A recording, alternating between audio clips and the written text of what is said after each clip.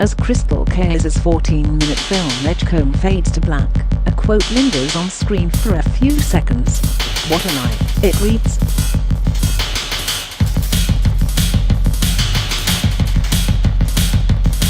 It belongs to William Y. Joyner, an aged deacon to Historic Baptist Church in predominately black Tarboro, North Carolina. He lived through the Jim Crow era, barred from using the water fountains and movie theaters designated for white people. Discrimination has defined his reality.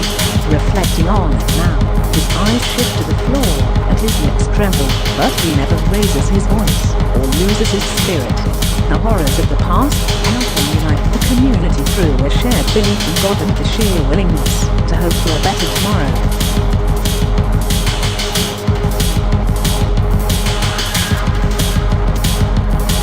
For Joyner, resilience in the face of adversity is the real American dream. What a night.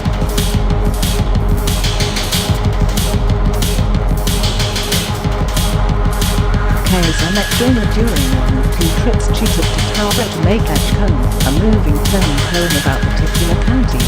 Practically everyone she encountered there suggested she meet Joyner, the ultimate Tarboro figure. When Kayiza finally did, she immediately understood why his presence around town has crowned him a local celebrity. One look at his hunched back and weathered face, and you know he's a man who has been through it.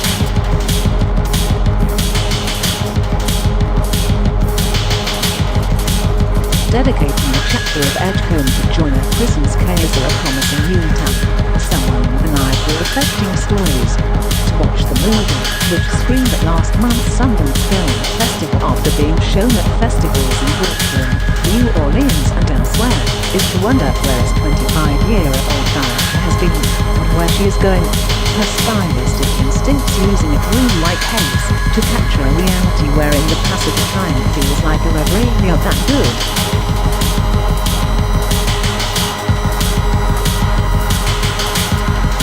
She got the idea to profile Edgecombe County when she was leaving the ACLU, where she worked as a legal assistant for 2 years, after graduating from the film program at Tarboro College in 2015. Her stint with the ACLU concerned racial justice issues in the American South. Itching to return to her documentary filmmaking ambitions, she asked an attorney she met from North Carolina to recommend a compelling region that would mirror her ACLU efforts.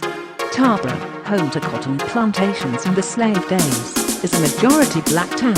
According to the Census Bureau, its median family income is just over $33,500. Damon Garland / HuffPost.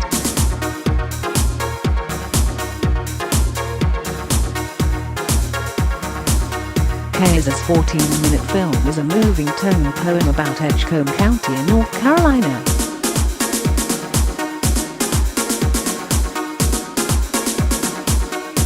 I wanted a more artistic or poetic exploration of blackness, and what the African diaspora looks like in the United States, Kayiza said at a Brooklyn coffee shop 2 weeks before going to Sundance. I learned a lot by being in the legal and policy worlds, but I think there's only so many ways to tell stories in that space.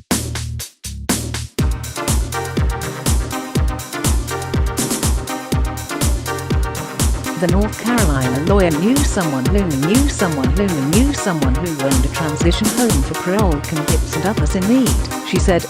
Through that connection, she met Shaka Jackson, a man under house arrest working 2 jobs to pay his legal fees and support his 2 young kids. He is the first person to appear in Edgecombe. His saga links the film to those of Joyner and other locals persevering in spite of limited income and limited advantages. In documenting their experiences, Kayiza can say she is doing exactly what she wants: making films about black folks.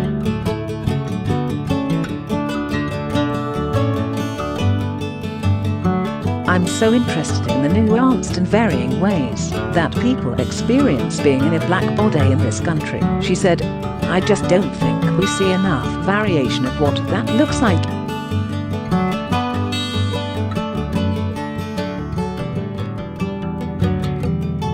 Kayiza, who has an unassuming aura and wide smile, is entering the industry at a time when America, portions of it, at least, is finally ready to engage with those experiences.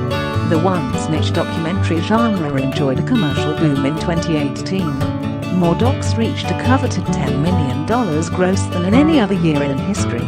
And when the Oscar nominations were announced last month, two of the Best Documentary Feature honorees, Minding the Gap and Hale County, this evening, was Sundance titles whose complex portraits of race and class inspired Kayiza. Her hope, then, is to leverage Edgecombe, which HuffPost selected as the winner of its annual Impact Award at the Nitty Shorts Festival, so she can make a feature-length non-fiction project that is both personal and sociological.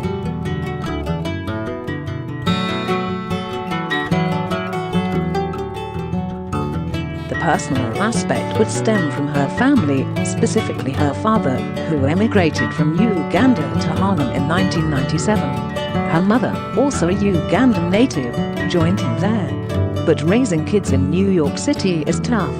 When Kayiza was about 4, she and her mother and 3 siblings took a bus from Harlem to Tulsa, Oklahoma, where again her father was waiting to greet his family. She spent the rest of her childhood there, she said, attending a very suburban high school that nursed her budding documentary pursuit.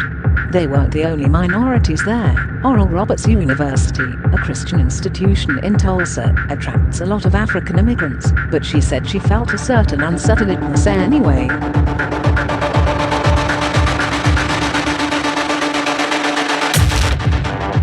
I think in those spaces, when you feel isolated in that way, it really pushes you to look outward, and that's when you figure out the world is bigger than this town, she said. That pushes you to read and watch different things. I had both of my parents really push me, like, we came here for you to have opportunities, and that means you should have access to anything that everyone else has.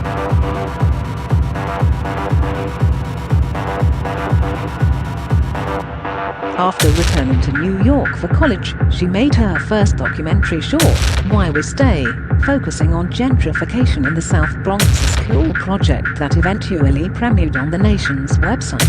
Compared with Edgecombe, it's more of what she calls an issue film. But Why We Stay heralds Kayiza's eye for narrative. She can deftly straddle the grey line between activist and storyteller.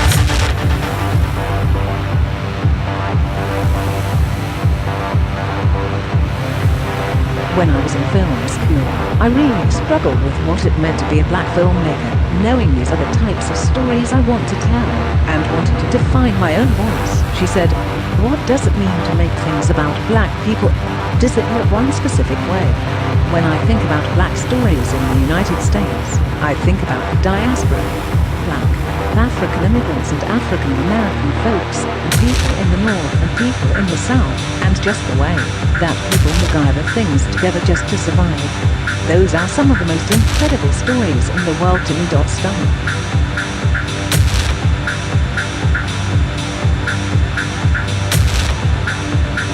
Damon Darwin / HuffPost.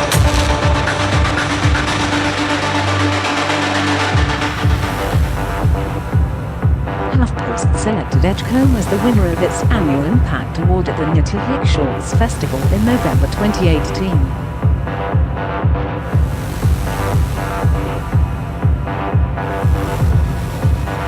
The hallmark of Edgecombe, other than its compelling characters, is Kayiza's technique. The movie unfurls like a trance, floating in and out of scenes that paint a gauzy but unified picture of a working-class district, where harmony stems from resiliency. A barber shop, a parade in a nearby town still recovering from devastating floods, a community centre celebrating Christmas, an old plantation. The faces in these vignettes carry more weight than any statistic can. A born documentarian knows how to turn her subjects into living sociology.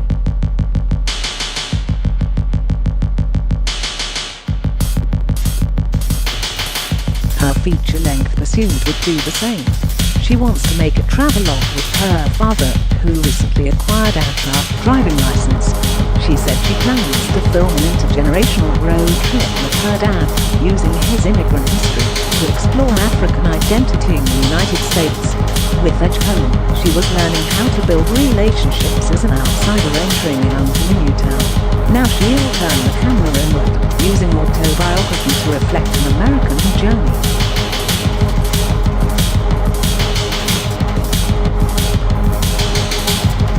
To make money in between projects, Kayiza does freelance production work on other documentary projects, which helps expand her network.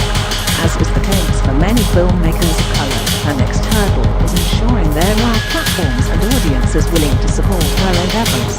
Edgecombe leaves her with hope, as does the social justice groundswell that has risen in the entertainment industry since Donald Trump's election. Art and activism, she has learned, aren't new to any exclusive.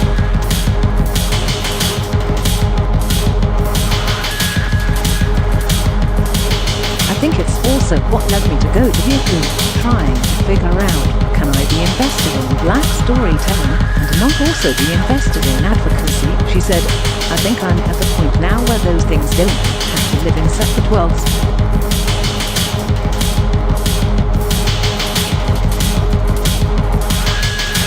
Related coverage.